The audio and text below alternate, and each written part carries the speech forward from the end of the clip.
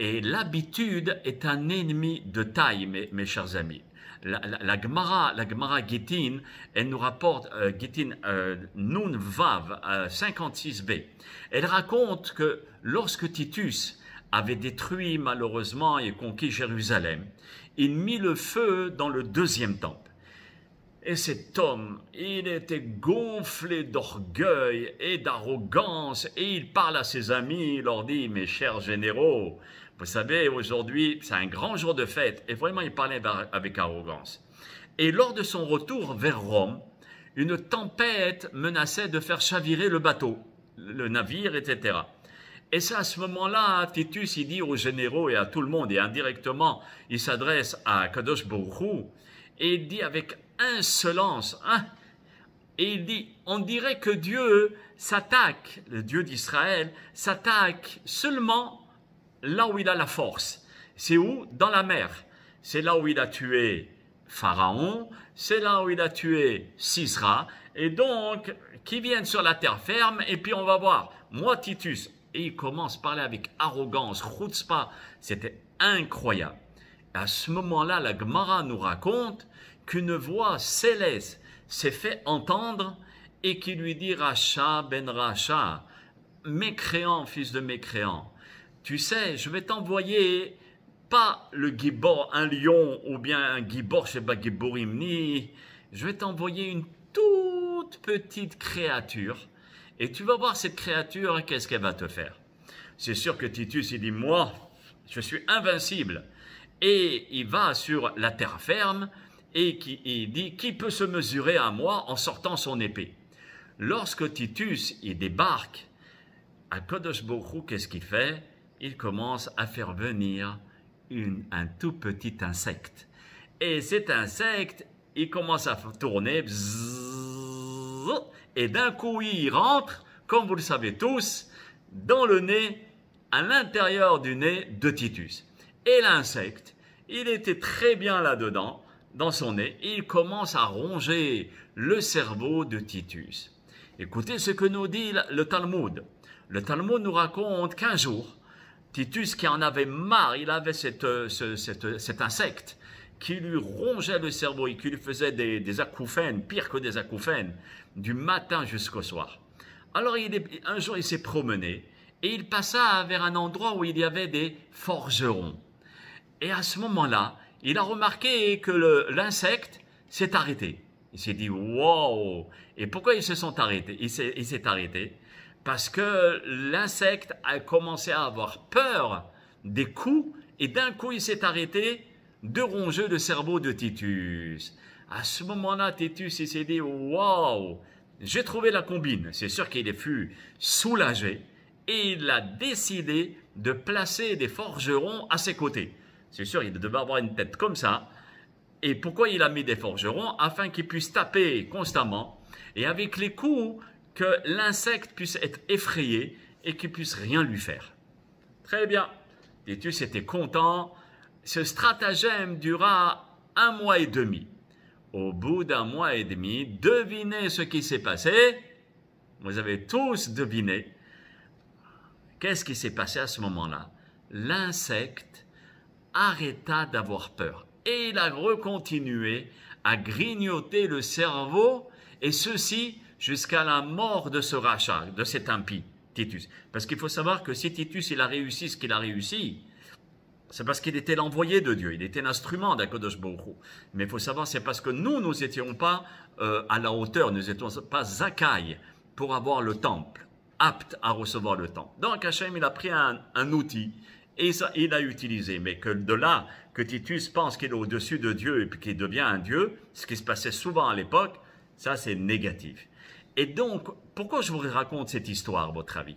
Parce que le Rav Nissim Yagen, je vous l'ai souvent rapporté, lui il donne la réponse pourquoi je vous apporte cette histoire. Et il fait remarquer dans cette Gemara Gittin, Nunvav, il dit qu'on peut apprendre de cette histoire la force de l'habitude. Regardez cet insecte, il a réussi à être tranquille et d'un coup, qu'est-ce qui se passe? Qu'est-ce qui se passe? Il s'habitue au coup des forgerons. Au départ, l'insecte était vraiment effrayé. Et remué par les coups de marteau, qu'est-ce qu'il fait? Il s'arrête. Et après, il a pris l'habitude. Le Rav Nissim Yagen nous dit, voici donc un danger duquel il faut se préserver. Vraiment, il faut faire très attention à ce qu'on appelle l'habitude. Et il arrive que nous aimions parfois dans la vie un endroit très spécial, ou bien l'endroit là même là où nous avons choisi d'habiter, ou un livre, où on aime beaucoup un Rav. Et à ce moment-là, pourquoi on aime ces choses-là? Parce que c'est tout nouveau pour nous. Et malheureusement, nous risquons de nous habituer à ces endroits-là. Et cette sensation si vous voulez, de se lasser des choses, même des gens qui habitent dans des forêts ou dans des endroits exceptionnels. Vous allez au sud de Niagara, ok? Vous allez vous installer, prendre un hôtel à 10 étoiles. Et tous les matins, vous allez voir cette eau qui, par des millions de tonnes. Et à un certain moment, malheureusement, on se lasse. Et c'est ça, nous risquons de nous habituer et cette sensation détruit à quelque part. Regardez, quand on a un Rav et puis on est content de l'avoir, puis après on se lasse. C'est pas bon. Ça veut dire quand le Rav va envoyer un message, ou bien il va donner un cours, ou bien un livre, ou bien dans la maison dans laquelle où nous sommes, il faut essayer de tout faire pour ne pas s'habituer. Et tout à l'heure, je vais expliquer comment faire pour ne pas s'habituer. Regardez ce que nous dit David Ameler. David Ameler dans Tehillim, dans le psaume 27 et au verset 4.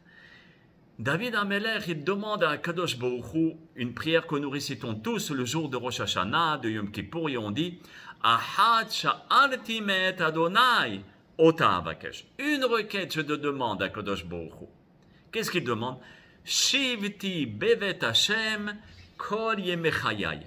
Donne-moi le mérite de vivre. Shivti, ça veut dire d'être assis, de vivre toute ma vie avec toi, à tes côtés. Et la suite du passage, qu'est-ce qu'elle nous dit? La hazot benoam Adonai ul baker be'echalo. Et de contempler et de visiter ta demeure et d'être bien avec toi, avec Hachem. Cette demande, a priori, elle est fantastique, mais elle est contradictoire. Et ça, vous avez dû sûrement le remarquer. Regardez, David Ameler, il demande d'une part de vivre constamment avec Akadosh Baruch Hu. Et après, c'est d'accord, Shifti bebet Hashem, kol yemei hayai. Et après, qu'est-ce qu'il dit? Ul baker be'echalo. Et d'autre part, il demande de visiter la demeure d'Akadosh Baruch Hu. Mais une visite n'est que temporaire. C'est pas quelque chose de shifti, d'être installé auprès d'Hachem. Comment on peut expliquer, à votre avis, cette contradiction? À vous la parole, mes chers amis. Regardez, mes chers amis. Nos maîtres, nos hachamim de la Gemara, qui expliquent ce pasouk, ils expliquent que le roi David suppliait à Kadosh Baruch Hu de rester toute sa vie près d'Akadosh Baruch Hu et dans les maisons d'études. Mais, ce qu'il ne faut pas oublier, il priait aussi en même temps de ne pas s'habituer et de considérer que c'est un grand, mais un très très grand mérite d'être en contact avec Akadosh Baruch Hu. Et là, je vais prononcer un mot magique, un mot clé, qui va donner la réponse de ce que nos hachamim nous disent dans la Gemara. Et ils nous disent, Tzarich lihiyot bitpal'ut lifnei borei olam. Il faut être en admiration et en exaltation comme un visiteur. Vous voyez, c'est pour cela que le visiteur, lui, il est waouh, il est en exclamation, il se dit c'est super beau. Alors David Ameler, il nous demande, je vais être près de toi, mais attention, je ne vais pas m'habituer. Je veux toujours être à côté de toi. Et comment je peux faire? Eh bien, il faut toujours que je sois en exaltation et en waouh, comme un enfant. Vous voyez, l'enfant, il est toujours waouh, c'est beau ça et ça et ça. Il est toujours en train de jubiler. Et c'est ce qu'il nous dit le Rabbi Nathan au Chayon Shlita. Il dit que les touristes, ils explorent plus souvent le pays que les citoyens locaux. Regardez, à Montréal, ou bien qui va chercher, regarder aux États-Unis et tout, c'est pas les occupants même des États-Unis. Ça va être les gens de l'extérieur. Pour Paris, c'est pas les Parisiens. Parfois, les touristes regardent plus la Tour Eiffel que les Parisiens eux-mêmes. Et donc, c'est ça ce que David Ameller, il priait. Il disait, je veux étudier la Torah toute ma vie. Mais attention, avec la même curiosité que celle d'un touriste. Lorsque je vais regarder la Torah, ou bien la Tour Eiffel, pour la première fois, je vais être en extase. Je vous raconte, le jour que j'étais petit, mon père, il m'amenait à Paris. Mais une fois, je suis allé, quand j'étais adulte, maintenant, il y a à peu près 2 ans, et je suis allé à Paris, et puis la personne qui m'accompagnait m'a fait une petite blague. Et il me dit, oh là là, on arrive à la place, mais je ne savais pas que j'avais la Tour Eiffel derrière moi. Alors, le gars, il dit, aïe aïe aïe, Rabbi Shlomo, ils ont déplacé la Tour Eiffel. Je dis, ah ouais? Tu sais, naïvement, je dis, ah bon? Mais pourquoi? Il me dit, ben regarde ici devant toi, tourne-toi et regarde ce qu'ils ont fait. Et je vois ce monument devant moi. Je suis en extase. Je dis, wow, quelle Tour Eiffel! L'Arc de Triomphe, il m'a fait le même coup. Ça veut dire, quand c'est la première fois, on est wow, on crie le tout wow. Et ben ça doit être la même chose quand on s'assoit pour écouter un cours. On se dit waouh, quel beau cours, même s'il n'est pas beau, même si c'est pas un cours qui est high, wow, mais vous le rendez exceptionnel. Vous le rendez d'une manière où vous êtes un visiteur. Et donc ce sera toujours beau. Vous voyez, la Torah nous enseigne donc il faut lutter pour repousser l'habitude et ne pas tomber dans le piège de la monotonie et d'essayer d'être toujours en extase pour lutter. C'est ça la clé, une des clés que la Torah nous donne, c'est de toujours être en extase devant cette belle Torah, devant la possibilité et la chance de prier. Vous savez, de prier, on a pris tellement l'habitude malheureusement que les gens ils s'en lassent, mais il faut conscientiser. Un ange qui est bien supérieur à nous dans sa Kedusha, il attend 1000 ans et même parfois plus, comme je le dis souvent dans mes cours, pour adresser la parole au Créateur du monde. Nous, on peut l'adresser non pas une fois tous les 500 ans, ni les 1000 ans, mais pas une fois par jour, mais chaque seconde. Voilà comme tu fais. Chaque seconde, on peut adresser la parole au Maître du monde. C'est un bonheur. Et à la fin de la tfila, je vous assure, à chaque fois, avant de reculer, je dis Toda Abalé, Toda. Merci papa, merci. Merci de quoi? Merci de me donner ce privilège de t'adresser la parole. Et ça, c'est un bonheur. Quand on est en extase de cette manière, on ne peut pas se lasser des choses. Pareil dans le matériel, pareil dans ce que Dieu nous donne, pareil pour la femme que nous avons. On la regarde avec un autre œil, à tel point que chaque jour, ça va être une nouvelle femme. Et à la fin du compte, on aura combien de femmes? 365 femmes en une seule femme. C'est pas fabuleux ça? Pareil pour un homme. 365 hommes en un seul homme. Et vous voyez l'exaltation, à combien elle est importante. Comme je vous ai dit, le cours, même s'il n'est pas wow, il est fabuleux, c'est vous vous exclamez devant la beauté de la Torah qu'on peut s'asseoir et enfin apprendre, étudier la Torah. Et afin de réussir à lutter aussi contre ce mauvais penchant qui nous, si vous voulez, qui nous fait lasser des choses et puis qui nous fait perdre cette motivation et cette exclamation. Alors, le Rav Dessler et le Mislat Yesharim nous donnent aussi 3 clés, mis à part celles que je vous ai données. La principale, c'est celle que je vous ai donnée. Mais elle va ensemble avec l'autre trousseau. C'est quoi la deuxième clé? C'est le trousseau de la clé de la prière. Comme David Ameller, vous voyez, David Ameller, qu'est-ce qu'il a fait? Eh bien, il a prié à Kadosh Baruch Hu.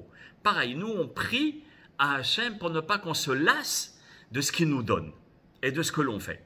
Après, il y a ce qu'on appelle la Teshuvah. Teshuvah, ça veut dire revenir. Celui qui revient, il est toujours en renouvellement. Donc, il est toujours en extase, il est toujours en mouvement avec la Teshuvah. Et la troisième clé, c'est l'étude du moussar. Cela veut dire des valeurs éthiques. Et les valeurs nous donnent la possibilité d'être toujours en extase devant la grandeur de ce que Hachem nous octroie, nous donne. Et le privilège aussi de faire les mitzvot, c'est extraordinaire. Chaque mitzvah que tu fais, c'est un bonheur. Vous voyez? Et donc ça nous fait prendre conscience que chaque petit détail a sa valeur. Chaque moment, pas la journée, chaque seconde, elle a sa valeur. Et quand je donne de la valeur à chaque seconde, j'arrive plus ou moins à vivre le moment présent.